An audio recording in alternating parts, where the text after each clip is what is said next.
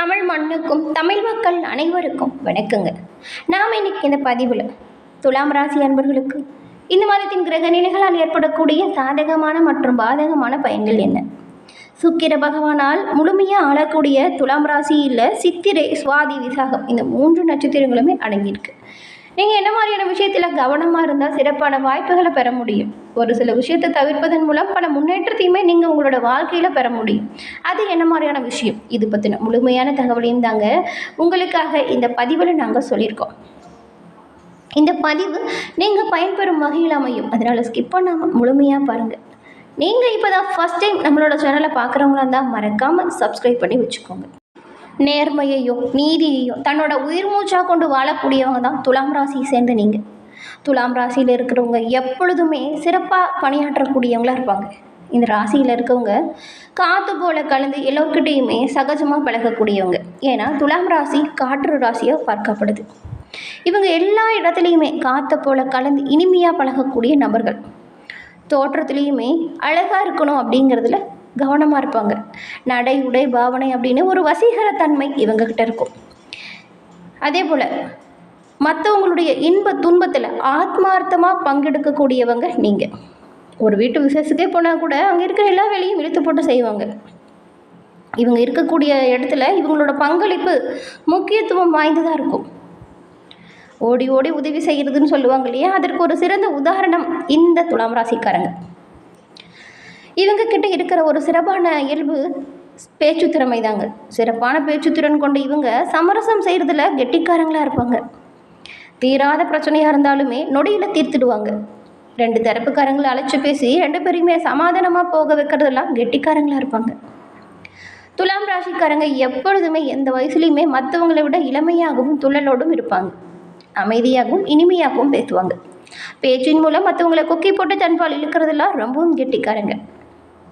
அதே போல் இந்த நெகட்டிவாக பேசுகிறது, எந்த நேரமும் யாரை பற்றியாச்சும் வசைமொழி பேசுகிறது, ஆபாச பேச்சு மற்றும் சாபம் விடுறவங்களை கண்டாலே ஒதுங்கி போயிடுவாங்க. காதல் கிரகமான இந்த சுக்கிர பகவான் இவங்களுக்கு அவ்வப்போது சிந்தனை எல்லாமே தெளிவாக இருக்கிற மாதிரியான விஷயத்தை செயல்படுத்தக்கூடியவங்க. கோபமாக பேசுகிறது கூட இவங்க விரும்ப மாட்டாங்க. குரலை உயர்த்தி பேசினாலும் இவங்களுக்கு பிடிக்காது. துலாம் ராசியில் இருக்கிறவங்க ஒரு குழுவை முன்னெடுத்தி செல்லும் பொழுது சிறப்பாக அதனோட படைப்பாற்றல் இருக்கும். அந்த குழுவே சிறப்பாக இருக்கும். ஊர் கூடி தேர் இழுக்கிறதுல கெட்டிக்காரங்க. ஏழை பணக்காரன் அப்படின்னு யாராக இருந்தாலுமே பழகுவதற்கு இனிமையானவங்களாக இருப்பாங்க. அகம்பாவம், அகங்காரம், ஆணவம் அப்படிங்கிறது இவங்களுக்கு இருக்கவே இருக்காது.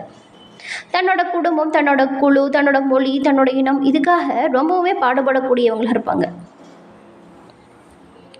இவங்களோட நேர்மையை யாராச்சும் சந்தேகப்பட்டு விமர்சனம் செஞ்சால் மட்டும் சுனாமி போல் பொங்கிடுவாங்க. மற்றபடி இவங்களை விமர்சிப்பதெல்லாம் தாங்கிப்பாங்க. இல்லைன்னா அந்த விமர்சனம் செய்கிறவங்கள உதாசீனப்படுத்திட்டு போயிடுவாங்க. அதுக்கெல்லாம் பதில் சொல்லிட்டு இவங்க டைம் வேஸ்ட் பண்ண மாட்டாங்க. இந்த மாதிரியான விஷயம் இவங்களுக்கு பிடிக்கவும் பிடிக்காது. அதே போல் கொஞ்சம் இவங்க இவங்களை மற்றவங்க கௌரவமாக நடத்தணும் அப்படிங்கிறதுல கவனமாக இருப்பாங்க. துலாம் ராசிக்காரங்க எப்பொழுதுமே அவங்களோட வாழ்க்கையை மகிழ்ச்சியாக வாழணும் அப்படிங்கிறதுல கவனமாக இருப்பாங்க. இவங்க எந்த ஒரு வேலையை செஞ்சாலுமே நேர்த்தியாகவும் திருத்தமாகவும் நிதானமாகவும் அழகாகவும் இருக்கும். அரைக்குறை வேலையில் இவங்கக்கிட்ட இருக்கவே இருக்காது. இந்த குப்பை அழுக்குங்கிறதும் ஆகவே ஆகாது. துலாம் ராசி குழந்தைகள் அல்லது துலாம் லக்கணத்தில் பிறந்த குழந்தைகள் பாருங்கள், சுக்கிரன் ஆதிக்கம் பிறந்த குழந்தைகள் எல்லாமே மண், தூசி, தண்ணீர் போன்றவற்றெல்லாம் அப்படியே அந்த நுனி விரலை வைக்கிறது கூட பாடாத படுபடும். அதெல்லாம் பிடிக்கவே பிடிக்காது. இந்த அழுக்கப்படுறதெல்லாம் பிடிக்கவே பிடிக்காது இந்த குழந்தைங்களுக்கு. அமைதியாக இருக்கும் கன்னி ராசிக்கும் ஆக்ரோஷமாக இருக்கும் விருச்சிக ராசியில் இடையில் இருக்கும் இந்த துலாம் ராசி அன்பர்கள் குணத்திலையுமே அமைதியும் செயலில் வேகமும் நிரம்பியவங்க. சுக்கிரனின் ஆதிக்கத்தில் பிறந்தவங்கிறதுனால எப்பொழுதுமே தன்னை சுற்றி இருக்கக்கூடிய உலகம் இன்பமயமான உலகமாக இருக்கணும் ஆசைப்படக்கூடிய நபர்களாக இருப்பாங்க.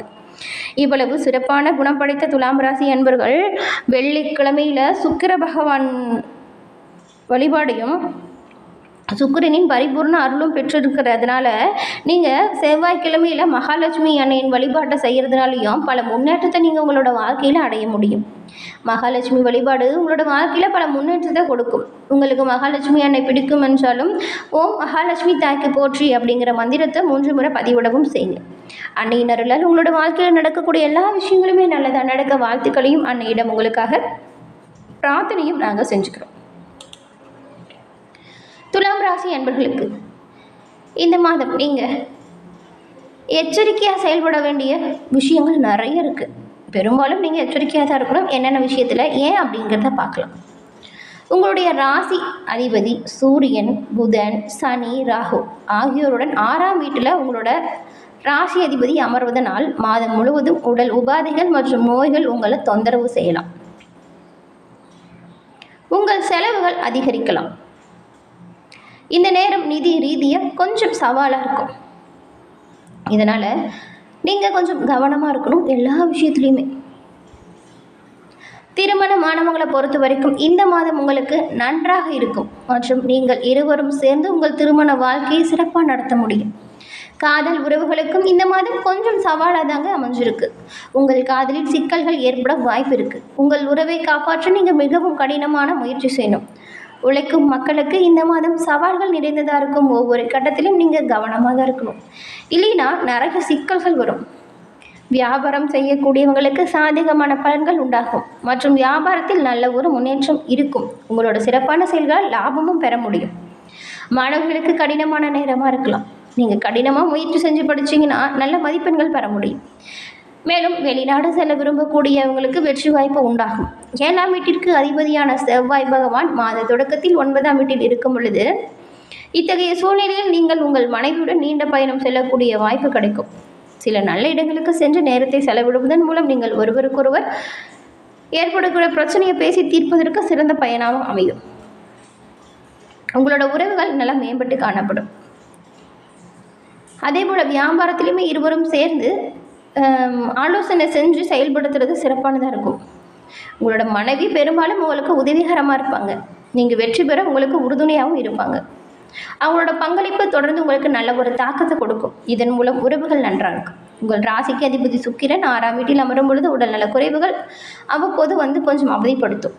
சுக்கிரனும் சனியும் புதனும் ராகுவும் சூரியனும் இவங்க எல்லாமே 6ஆம் வீட்டிலும் 6ஆம் வீட்டின் அதிபதியாக குரு பகவான் 8வது வீட்டிலையும் மாதம் முழுவதும் இருக்கிறாங்க. இதனால் உடல் ஆரோக்கியத்தில் ஏற்றத்தாழ்வுகள் அவ்வப்போது செல்லும். உடல் உபாதைகள்லேருந்து விடுபட உணவுக்கு பழக்க வழக்கத்தில் நீங்கள் கொஞ்சம் கவனமாக தான் இருக்கணும். இந்த மாதம் எதெல்லாம் சாதகமாக நடக்கும் துலாம் ராசி அன்பர்களுக்கு அப்படின்னு பார்த்தா, இந்த மாதம் நீங்கள் மிகுந்த எச்சரிக்கையோடு இருந்தால் ராசிநாதன் 6ஆம் இடத்தில் வரும் பொழுது குரு அஷ்டமத்தில் இருக்கும் பொழுது உங்களுடைய பலத்தை குறைக்கும். பூர்வீக சொத்து பிரச்சனை இருந்தால் அது எல்லாமே நீங்கி உங்களுக்கு சாதகமான வாய்ப்புகள் கிடைக்கும். எப்படின்னா வாடகை கட்டடத்தில் இருக்கிறவங்க சொந்த கட்டடத்துக்கு மாறும் வாய்ப்பு உண்டாகும். 6ஆம் இடத்து ராகு ஒன்றே உங்களுக்கு சாதகமாக இருக்கார். 12ல் கேது இருக்கும் பொழுது நிம்மதிகள் தேடி கோவிலுக்கு செல்லும் வாய்ப்பு உண்டாகும். குரு பருவத்தின யோகம் பெற்று உங்களோட தன குடும்ப ராசியை பார்வையிடுவதால் கருத்து வேறுபாடுகள் வந்தாலும் நீங்கள் பேசி தீர்த்து கொள்ளும் வகையில் தான் அமையும். கருத்து வேறுபாடுகள் உடனே நீங்கிடும். என்ன மாதிரியான விஷயத்தில் நீங்கள் ரொம்பவுமே கவனமாக இருக்கணும் அப்படின்னு பார்த்தா, குரு விரயஸ்தானத்தை பார்க்கும் பொழுது எதிர்பாராத செலவுகள் அவ்வப்போது கொஞ்சம் கஷ்டப்படுத்தும். குடும்ப பிரச்சனைகள் எச்சரிக்கையோடு கையாளணும். எடுத்தமோ கௌத்தமோன்னு இந்த சண்டை போடுறது சச்சரவு இதெல்லாம் பண்ணக்கூடாது. கொஞ்சம் அமைதியாக எந்த ஒரு விஷயத்தையும் அணுகுமுறை செய்யணும். எடுத்துமோ கௌத்தமோன்னு எந்த ஒரு வேலையும் செய்யக்கூடாது. ஆரோக்கியத்திலுமே நீங்கள் கவனமாக இருக்கணும். தேவையில்லாத அலைச்சல்களை குறைச்சிக்கணும். 12க்குரிய புது 5ஆம் இடத்தில் வக்ரகதியில் இருக்கிறார். இதனால் பிள்ளைகள் விஷயத்தில் நீங்கள் எச்சரிக்கையோடு செயல்பட்டால் சிறப்பு. தேவையற்ற பிரச்சனைகளும் செலவுகளும் தானாக வரலாம். பங்குதாரர்கள் விஷயத்தில் கருத்து வேற்றுமை உண்டாகலாம். பெண்கள் விஷயத்தில் பொறுத்த வரைக்கும் நீங்கள் எல்லா விஷயத்திலுமே ரொம்பவுமே கவனமாகவும் எச்சரிக்கையாகவும் செயல்படணும். 3ஆம் நபரின் ஆலோசனை எந்த ஒரு விஷயத்திலும் ஆகவே ஆகாது.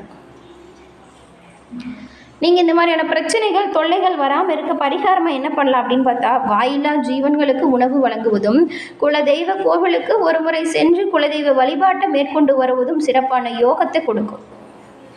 மேலும் பல முன்னேற்றத்திற்குமே இது வழிவகுக்கும் வகையில் அமையும். என்ன துலாம் ராசி அன்பர்களே, இந்த பதிவு நீங்கள் பயன்பெறும் வகையில் அமைஞ்சிருக்கும்னு நினைக்கிறோம். இந்த பதிவு பிடிச்சிருந்தா நீங்கள் லைக் பண்ணுங்கள். மேலும் உங்களோட நண்பர்கள், உங்களோட வீட்டில் இருக்கவங்க யாராவது துலாம் ராசி அன்பர்களாக இருந்தால் அவங்களுக்குமே இந்த பதிவை நீங்கள் ஷேர் பண்ணுங்கள். அவங்களும் பார்த்து பயன்பெறும் வகையில் அமையும். என்ன நண்பர்களே, இந்த பதிவு நீங்கள் பயன்பெறும் வகையில் அமைச்சிருக்கும்னு நினைக்கிறோம். இந்த பதிவு பிடிச்சிருந்தா லைக் பண்ணுங்கள், ஷேர் பண்ணுங்கள், கமெண்ட் பண்ணுங்கள். நீங்கள் இப்போ தான் ஃபர்ஸ்ட் டைம் நம்மளோட சேனலை பார்க்குறவங்களா இருந்தால் மறக்காமல் சப்ஸ்கிரைப் பண்ணி வச்சு கூட வர பெல் ஐக்கானை கிளிக் பண்ணி வச்சுக்கோங்க. அப்போ தான் நாங்கள் போடுற பதிவுகள் உடனுக்குடன் நோட்டிஃபிகேஷன் மூலம் உங்களை வந்தடையும் அப்படிங்கிறதையும் தெரிவிச்சுக்கிறோம். தொடர்ந்து பார்த்தமைக்கு நன்றி நண்பர்களே. நன்றி, வணக்கம்.